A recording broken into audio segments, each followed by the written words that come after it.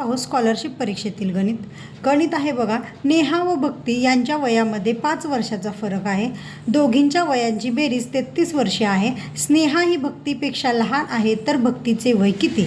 तर आपण याच्यामध्ये काय करू, एकीचे वय x मानू आणि दुसरीचे वय y मानू। या प्रकारे जर आपण x आणि y मानले तर आपल्याला काय होईल, तर उत्तर काढताना खूप सोप्या पद्धतीने निघेल आणि ॲक्युरेट निघेल, हे महत्त्वाचं आहे। आता बघा, आता इथं काय सांगितलं, दोघांच्या वयामध्ये फरक ज्यावेळेस सांगितला असतो त्यावेळेस काय करायची असती, त्या दोन्ही वयांची वजाबाकी करायची असती। म्हणजे आपण x वजा y 5 केलं, म्हणजे त्यातून आपल्याला पहिलं समीकरण मिळालं। तसेच आता आपण काय करू, दोघींच्या वयाची बेरीज 33 वर्षे आहे, म्हणजे दोघींच्या वयाची बेरीज सांगितलेली आहे, म्हणजे x अधिक y बरोबर किती आहे, तर 33 वर्षे। अशा प्रकारे आपल्याला समीकरण 1 आणि समीकरण 2 मिळतात। मग समीकरण 1 आणि समीकरण 2ची काय करायची, आपण बेरीज करू, म्हणजे x वजा y बरोबर 5 आणि x अधिक y बरोबर 33। आता इथं काय नसतं, म्हणजे मित्रांनो 1 हा अदृश्य असतो।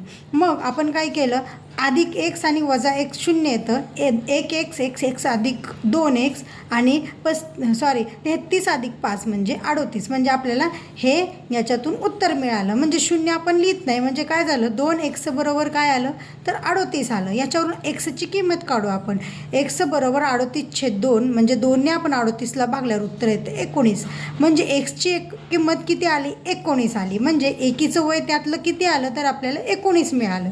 तर ही किंमत आपल्याला काय करायची आहे, समीकरण 2 मध्ये ठेवायची आहे। समीकरण 2 कोणतं आहे, तर x अधिक y बरोबर 33, याच्यामध्ये आपण ठेवलं तर काय येणार, 19 अधिक y बरोबर 33।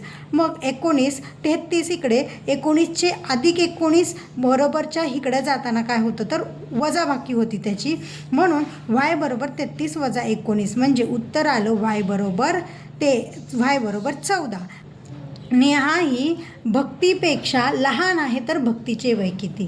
म्हणजे भक्तीचं वय काय आहे, तर जास्त आहे। म्हणजे आता 19 आणि 14 जास्तीचं वय कोणतं आहे, तर 19 वर्ष आहे। म्हणजेच भक्तीचं वय काय असणार आहे, 19 वर्ष। उत्तर येईल पर्याय क्रमांक 2 19। समजलं मित्रांनो? अशाच नवनवीन व्हिडिओसाठी आमच्या या चॅनलला सबस्क्राईब करा आणि या व्हिडिओला लाईक करा।